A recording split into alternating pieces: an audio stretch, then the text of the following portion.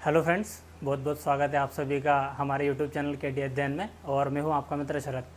दोस्तों, आज एक बार फिर उपस्थित हूं मैं आपके सामने एक शानदार टॉपिक लेकर, जिसका नाम है विराम चिन्ह। दोस्तों, विराम चिन्ह का उपयोग न केवल प्रतियोगिता परीक्षाओं की दृष्टि से बल्कि दैनिक जीवन में भी बहुत ज़्यादा उपयोगी है।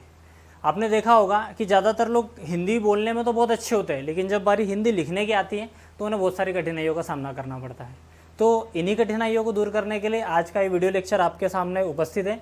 इस वीडियो लेक्चर को लास्ट तक देखिए, आपको बहुत सारी जानकारी सीखने को मिलेगी। कितने प्रकार के विराम चिन्ह होते हैं, कैसे उपयोग किए जाते हैं और इनके क्या क्या बेनिफिट्स हैं, सारी चीज़ें आपको पता चल जाएगी। चलिए एक एक करके शुरुआत करते हैं हम लोग।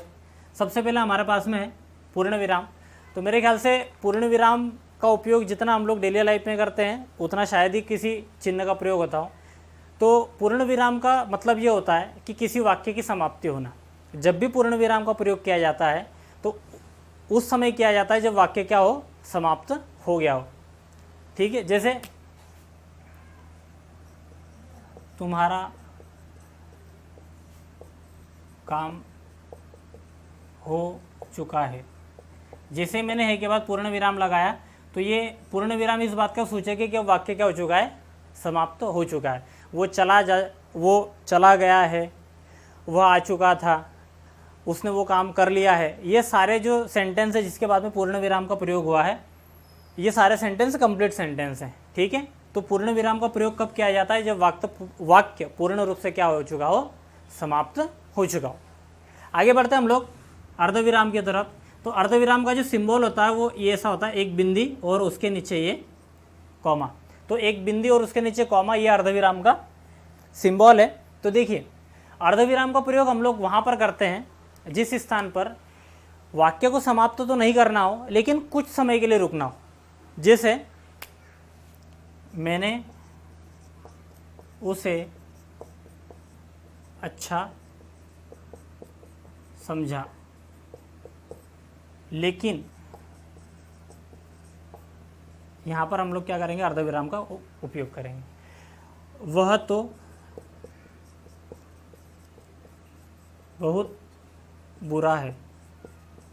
वो क्या है, बहुत बुरा है। तो यहाँ पर हमें रुकना भी नहीं, थोड़े समय के लिए रुकना है लेकिन वाक्य को समाप्त नहीं करना है। तो ऐसी स्थिति में हम लोग क्या करेंगे, अर्धविराम का उपयोग करते हैं। तो मैंने उसे अच्छा समझा लेकिन वह तो बहुत बुरा है। मैंने उसकी बहुत मदद की लेकिन उसने मुझे धोखा दिया। उसने बहुत तैयारी की फिर भी वो परीक्षा में फेल हो गया। तो इस प्रकार के जो वाक्य होते हैं वहाँ पर किसका प्रयोग किया जाता है, अर्धविराम का प्रयोग किया जाता है। चलिए आगे की तरफ बढ़ते हैं हम लोग अल्पविराम की तरफ।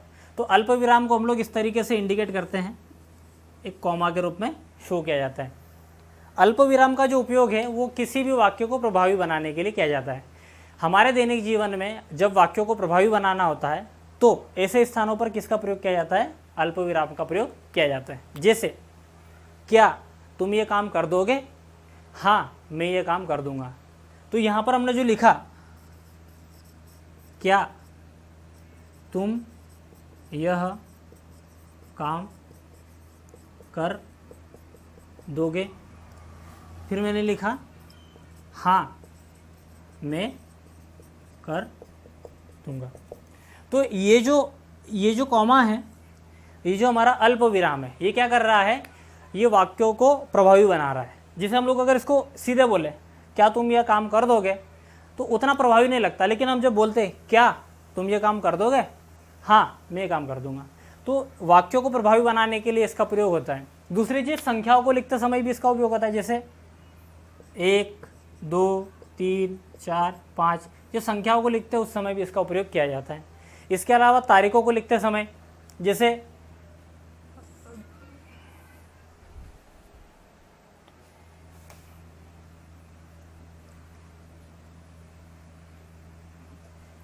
मैंने ये लिखा 2 अक्टूबर 1869, तो यहाँ पर भी हमने किसका उपयोग करा, अल्पविराम का प्रयोग किया है। अगला देखते हैं हम लोग प्रश्न चिन्ह। प्रश्न चिन्ह का उपयोग तब किया जाता है जब किसी से कोई प्रश्न करना हो। किसी भी वाक्य के अंत में प्रश्नवाचक चिन्ह का प्रयोग इस बात को इंडिकेट करता है कि वहाँ पर किसी प्रकार के प्रश्न को पूछा गया है। तो देखिए, जैसे मैंने लिखा क्या तुम कल इंदौर जाओगे, तो यहाँ पर जब ये प्रश्नवाचक चिन्ह लग गया, इसका मतलब किसी व्यक्ति से प्रश्न पूछा जा रहा है कि क्या तुम कल इंदौर जाओगे, तो उसका जवाब भी जो है फिर हाँ में होगा या ना में होगा, जिस प्रकार से भी उसका जवाब होगा। तो प्रश्नवाचक चिन्ह इस बात को इंडिकेट करता है कि कोई प्रश्नवाचक वाक्य लिखा गया है। फिर हम लोग आते हैं विस्मयादि बोधक। तो इसका जो सिंबल होता है वो इस प्रकार से होता है, एक डंडा और उसके नीचे बिंदी। तो जब हमें किसी वाक्य में घृणा, शोक या फिर खुशी, इस प्रकार से कोई चीज़ें दर्शाना हो, तो उसके लिए हम लोग किसका प्रयोग करते हैं? विस्मयादि बोधक चिन्ह का प्रयोग करते हैं। जैसे वाह मज़ा आ गया, छी कितनी गंदगी है।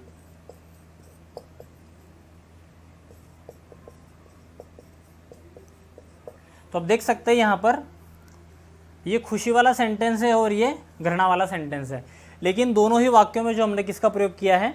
विस्मयादि बोधक चिन्ह का प्रयोग किया है। तो वाह, अरे वाह, छी, इस प्रकार के जो वाक्य होते हैं उनमें हम लोग किसका उपयोग करते हैं? विस्मयादि बोधक चिन्ह का प्रयोग करते हैं, जिससे हम लोगों को ये सारी चीज़ें क्लियर हो जाती है कि किस प्रकार का वाक्य है। आगे देखते हैं हम लोग। अगला जो चिन्ह है हमारा वो है निर्देशक विराम, जिसे रेखा चिन्ह भी हम लोग कहते हैं। निर्देशक विराम इस प्रकार से जो लंबी रेखा होती है इसे निर्देशक विराम कहा जाता है। तो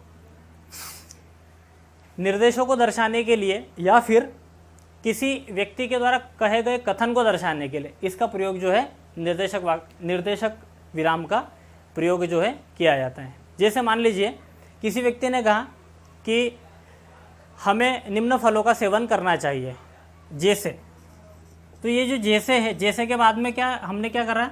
निर्देशक विराम लगा दिया। तो ये निर्देशक विराम इस बात को सूचक करता है कि किस प्रकार के फल, यहाँ लिखा मैंने अंगूर, संतरा, पपीता। तो ये जैसे के बाद जो निर्देशक विराम है ये इस बात को इंडिकेट कर रहा है, इस बात को सूचित कर रहा है कि आपको निर्देश दिया गया है ऊपर और उस निर्देश में जो कही गई बात है वो कहाँ गई है? नीचे। या फिर किसी के द्वारा कोई कथन कहा जाए, जैसे मैंने लिखा यहाँ पर अध्यापक। अगर आपने कहानियाँ पढ़ी हो तो कहानियों में से इसका प्रयोग हमेशा होने को, अध्यापक कल तुम क्यों नहीं आए। तो ये जो निर्देशक विराम है, ये जो निर्देशक है, ये इसके द्वारा पूछी गई बात, या फिर यूँ कहे कि कल तुम यह कार्य कर लेना। चलिए ऐसा लिख देते तो आपको ज़्यादा क्लियर हो जाएगा। देखिए, तो कल तुम यह कार्य कर लेना, तो ये जो बात है किसके द्वारा कही जा रही है? अध्यापक के द्वारा। तो निर्देशक विराम दो जगह प्रयोग में आता है, या तो किसी निर्देश को दिखाने के लिए, जैसे हम लोग कोई उदाहरण देते हैं तो वहाँ पर लिखते हैं जैसे, और जैसे के बाद में फिर वो उदाहरण देते हैं, या फिर किसी के द्वारा कही गई कोई बात उसको इंडिकेट करने के लिए कि अध्यापक ने ये कहा है, ये किससे शो हो रहा है? इस बात से। ठीक है, अगला हमारे पास है उद्धरण विराम। निर्देशक विराम के बाद में जो अगला चिन्ह है वो है उद्धरण विराम। तो उद्धरण विराम जो होता है वो दो प्रकार का होता है, एक होता है इकहरा और एक होता है दोहरा। इकहरे उद्धरण को हम लोग इस प्रकार से इंडिकेट करते हैं, ये लिखा मैंने 6 और ये लिखा मैंने 9, और दोहरे को ये डबल नहीं, इस प्रकार से। अब इसके उपयोग क्या है इसको भी हम लोग समझते हैं। देखिए, किसी के द्वारा कही गई किसी बात को विशेष रूप से दर्शाने के लिए जो है हम लोग इसका उपयोग करते हैं। जैसे हरिवंश राय बच्चन जी ने एक बात कही, हरिवंश राय बच्चन ने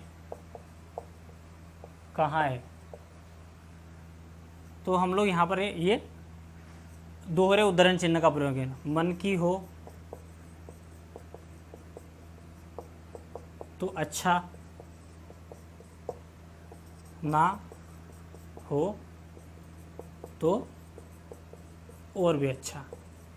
तो ये बात किसने कही थी? हरिवंश राय बच्चन जी ने कही थी। तो ये किसी के द्वारा कहा गया कथन है, तो उसे हम लोग क्या करेंगे? दोहरे उद्धरण चिन्ह में दर्शाएंगे। अगर इसकी जगह किसी पुस्तक का नाम होता तो हम लोग किस में दर्शाते हैं? इकहरे उद्धरण चिन्ह में। जैसे मधुशाला,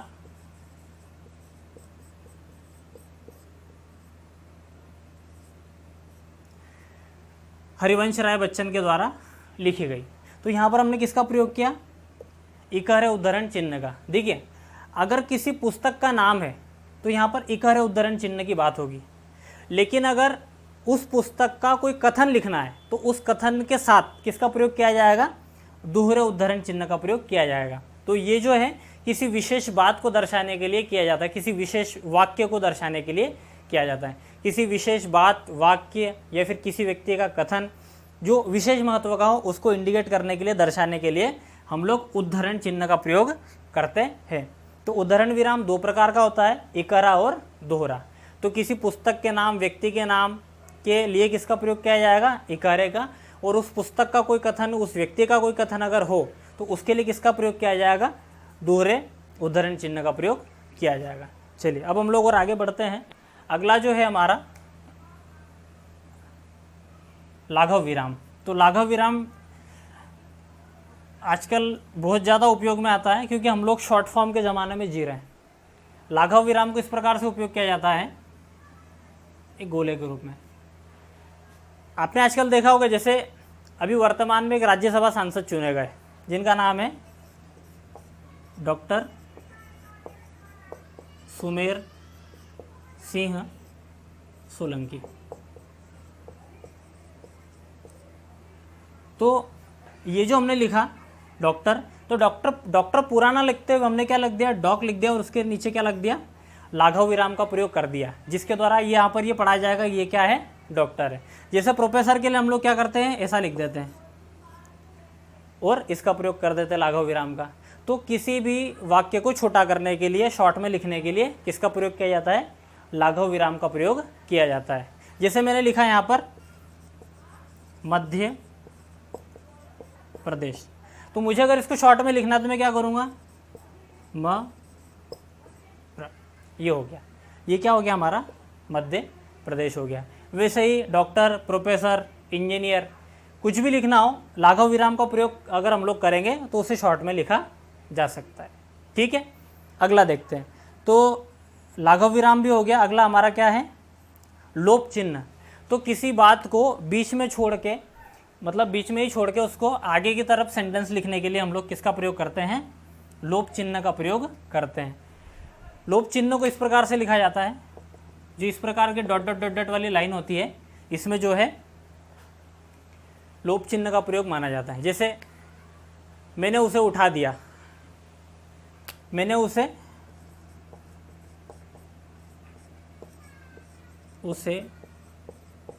उठा दिया, पता नहीं वो क्या सोचेगा। अब यहाँ पर मैंने उसे उठा दिया, उसके बाद में हमने क्या करा? डैश डैश डैश लगा दिया, यानी कि लोप चिन्ह लगा दिया। इसका मतलब ये हुआ कि ये जो वाक्य है इसमें ऐसी कोई बात थी जो इसके आगे लिखी गई थी और उसे क्या कर दिया गया है? छोड़ दिया गया है। या फिर वो जाएगा या नहीं, वो करेगा या नहीं। तो इस प्रकार के जो सेंटेंस है जिसमें बात को क्या कर दिया गया? अधूरा छोड़ के फिर आगे वाले सेंटेंस को, आगे वाले वाक्य को लिख दिया जाता है। ऐसे में क्या होता है? लोप चिन्ह का प्रयोग माना जाता है। तो हालांकि इसका प्रयोग केवल कहानियों में, ज़्यादातर कहानियों और उपन्यासों में होता है, जब कथन को क्या करना हो? बीच में छोड़ के फिर आगे वाली बात पे अब आ जाना हो, ऐसी स्थिति में इसका प्रयोग किया जाता है। तो लोप चिन्ह के बाद अगला है हमारा हंसपद विराम। तो हंसपद विराम को एक और नाम से जाना जाता है त्रुटि सूचक,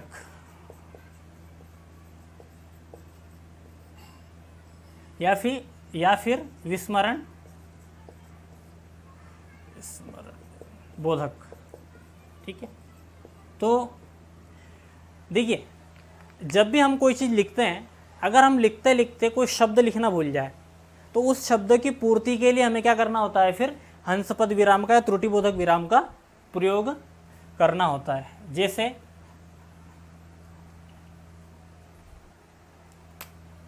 मैंने उसे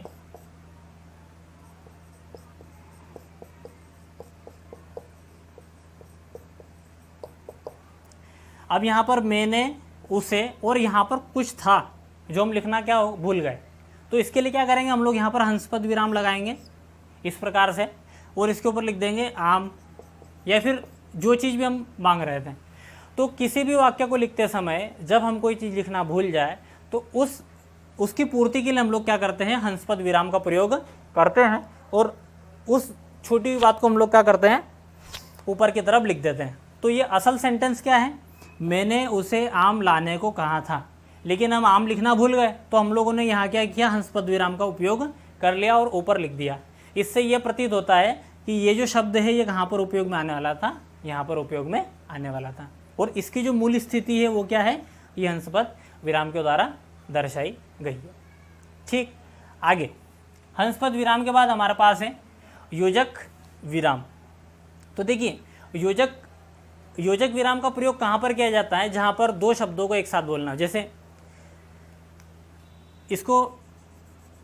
इसका जो सिंबल है वो इस तरीके से छोटा, यहाँ पर हमने निर्देशक विराम बनाया था, निर्देशक विराम बड़ा होता है, ये याद रखिए, दोनों में फ़र्क है। ये निर्देशक विराम है और ये क्या है, योजक विराम। जैसे मैंने कहा कभी कभी मेरे दिल में एक ख्याल आता है, तो ये जो कभी कभी ये लिखा है मैंने, कभी कभी, तो ये जो कभी कभी के बीच में जो ये जो चिन्ह प्रयोग हुआ ये क्या है, योजक विराम है। कभी कभी मेरे दिल में ख्याल आता है, हाँ हाँ देखो क्या बात है। तो इस प्रकार से ये जो योजक चिन्ह है इसका प्रयोग करने से दो शब्दों के बीच में ये डिफरेंस को दर्शाता है कि ये जो है ये साथ में प्रयोग हुए हैं। अगर हम लोग ऐसा ना करें और अगर इकट्ठा इनको लिख दें तो कभी कभी क्या होता है, शब्दों के बीच में तीसरा अर्थ उत्पन्न हो जाता है, इसलिए इसका प्रयोग किया जाता है। ठीक है, जैसे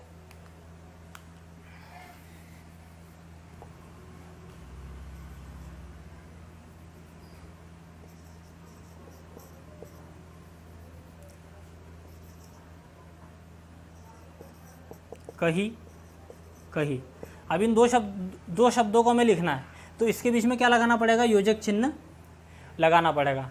तो इसका जो प्रयोग है वो जो सामासिक पद होते हैं उनके साथ भी किया जाता है। जब हम लोग समास का विग्रह करते हैं, सामासिक पद जब लिखते हैं तो उसके साथ भी हम लोग जो है योजक चिन्ह का प्रयोग करते हैं। ठीक है, चलिए अब देखते हैं आगे कोष्टक विराम 12वां। तो कोष्टक विराम का प्रयोग हम लोग ऐसे स्थानों पर करते हैं जहाँ पर किसी वाक्य को विशेष रूप से दर्शाना हो या यूँ कहें कि उसकी विशिष्ट जानकारी हम लोगों को देना हो। जैसे ये मैंने लिखा राष्ट्र पिता और मैंने लिखा महात्मा गांधी का जन्म 2 अक्टूबर 1869 को हुआ। तो आप देख सकते हैं यहाँ पर हमने ब्रैकेट के अंदर महात्मा गांधी लिखा है और आगे क्या लिखा है, राष्ट्रपिता। तो ये एडिशनल जानकारी है, ये अलग से जो जानकारी देना है उसके लिए हमने किसका प्रयोग किया है, कोष्टक का प्रयोग किया जाता है। हमारी हिंदी भाषा में केवल इस कोष्टक का प्रयोग किया जाता है। कोष्टक 3 होते हैं, छोटा कोष्टक, मझला कोष्टक और बड़ा, लेकिन हमारी हिंदी भाषा में केवल एक प्रयोग होता है। कौन सा, ये छोटा वाला। तो जब भी हमें अलग से कोई जानकारी देना हो उसके लिए क्या करेंगे हम लोग, इसका ब्रैकेट का क्या करेंगे, प्रयोग करेंगे। जैसे हर, जैसे दशहरे पर दशानन और ब्रैकेट में लिख दिया मैंने रावण का पुतला दहन किया जाता है। तो देखिए, अब कुछ लोगों को मान लीजिए पता नहीं है कि दशानन कौन है, तो उसके लिए हमने ब्रैकेट में एक अलग से जानकारी दे दी कि दशानन किसकी बात हो रही है, यहाँ पर रावण की बात हो रही है। चलिए, तो कोष्टक के बाद में अगला है उपविराम। तो उपविराम का जो प्रयोग है वो इसलिए किया जाता है ताकि जब कोई सेंटेंस आधा खत्म हो जाए, जब कोई वाक्य आधा खत्म हो जाए, तो बाकी अगला जो हमारा चिन्ह है वो है उपविराम। तो उपविराम को हम जो है इस प्रकार से दर्शाते हैं, ठीक है। तो उपविराम का जो प्रयोग है वो इसलिए किया जाता है ताकि किसी कथन को अलग से बताया जा सके, जैसे प्रदूषण एक अभिशाप। तो यहाँ पर ये जो लिखा है एक अभिशाप, ये क्या है,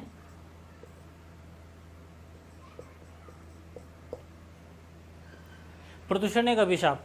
तो इस प्रकार ये जो कथन लिखा गया, इसको अलग से दर्शाने के लिए हमने क्या किया है, उपविराम का प्रयोग किया है। वैसे ही विज्ञान, इसके बाद जो कथन लिखा गया वरदान या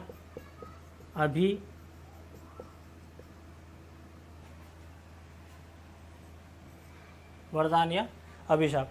तो इस प्रकार से जो है,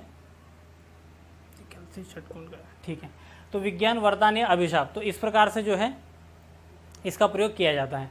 तो कुल मिला के ये जो हमने प्रयोग किया है यहाँ पर उपविराम का जो मेन काम है वो है किसी वाक्य को अलग से दर्शाना। तो किसी वाक्य को अलग से दर्शाने के लिए हम लोग जिसका प्रयोग करते हैं वो कौन सा है, उपविराम कहलाता है। इसके बाद हमारे पास में है विवरण चिन्ह। तो विवरण चिन्ह को जो इस प्रकार से दर्शाया जाता है, इस प्रकार से, ठीक है।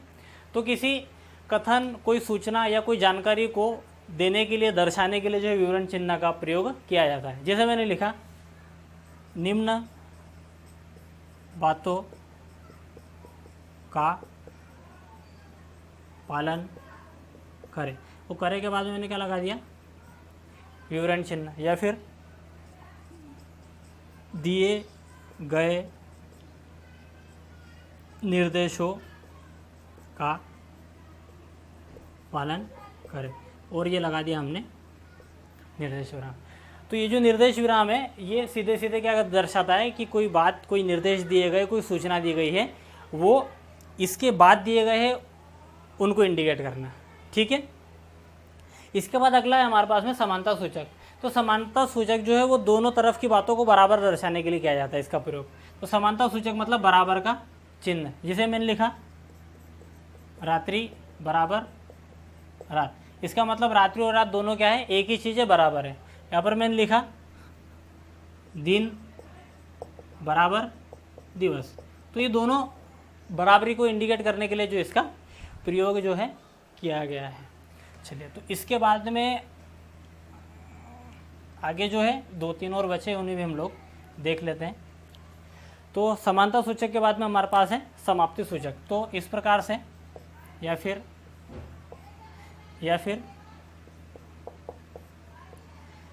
ये जो है, ये तीनों ही जो चिन्ह है ये समाप्ति सूचक को दर्शाते हैं। तो समाप्ति सूचक चिन्ह का प्रयोग कब किया जाता है, जब कोई कहानी, कोई उपन्यास या कोई पुस्तक समाप्त हो जाए तो उसकी समाप्ति को दर्शाने के लिए जो है समाप्ति सूचक चिन्ह का प्रयोग किया जाता है, जिससे पढ़ने वाले व्यक्ति को ये पता चल जाए कि पुस्तक, कथा या फिर उपन्यास या पुस्तक या कहानी जो भी है वो क्या हो चुकी है, अब समाप्त हो चुकी है। इसके बाद आता है व्युत्पादक विराम। तो व्युत्पादक विराम को इस तरीके से दर्शाया जाता है, ये है व्युत्पादक विराम, एक मुंह बड़ा और एक मुंह छोटा। तो व्युत्पादक विराम में जो बाईं तरफ का भाग होता है उससे दाईं तरफ वाली चीज़ क्या होती है, उत्पन्न होती है। जैसे मैंने लिखा है यहाँ पर संस्कृत, यहाँ पर लिखा मैं, सॉरी, पाली, प्राकृत, अपभ्रंश, मतलब पाली से किसका जन्म हुआ, प्राकृत का, प्राकृत से कौन बनी, अपभ्रंश बनी। तो ये जो ये जो है व्युत्पादक विराम, इसका मतलब ये हुआ कि इधर वाला जो है उससे ये बना है, ठीक है। तो ये व्युत्पादक विराम आपको क्लियर हो गया होगा। जब भी आप हिंदी में अगर इधर कोई शब्द लिखा हुआ देखें और फिर व्युत्पादक चिन्ह हो और अगर ये लिखा हुआ दिखे तो इसका मतलब ये है कि इससे जो है इसकी उत्पत्ति हुई है। ठीक है, आगे बढ़ते हैं। आगे हमारे पास में अगला चिन्ह है तिर्यक विराम। तो तिर्यक विराम एक आड़ी रेखा होती है जिसका प्रयोग या और अथवा को दर्शाने के लिए किया जाता है। जब हमें या अथवा नहीं लिखना हो तो हम लोग किसका उपयोग करते हैं? तिर्यक विराम का उपयोग करते हैं। तो जनरली कविताओं में भी तिर्यक विराम का उपयोग होता है और आजकल परीक्षाओं में भी आप लोग देख सकते हैं। जैसे आजकल ये आगे कि कोई कथन दिया जाता है, उसमें जैसे ये लिखा तिर्यक विराम लगा दिया, फिर ये दे दिया अ ब स द। ठीक है, तो या फिर या और अथवा का बोध करा रहा है यहाँ पर ये। ठीक, तो या और अथवा का बोध कराने के लिए किसका उपयोग होता है? तिर्यक विराम का उपयोग किया जाता है। इसके बाद में एक पाद टिप्पण है। तो जब भी कहीं किसी कथन में टिप्पणी देना हो, टिप्पण करना हो, तो उसके लिए जो है पाद टिप्पण का प्रयोग किया जाता है। और इसके बाद में मेरे ख्याल से इसके बाद और कुछ तो बचता नहीं है। एक पाद टिप्पण नुक्ता बचता है जो किसके नीचे लगाया जाता है? वर्णों के नीचे लगाया जाता है। जैसे ज हो गया, फ हो गया, तो ये जो कुछ फारसी के शब्द होते हैं उनके नीचे इस प्रकार का ये लगाया जाता है। इसके बाद एक दिशा सूचक होता है। ये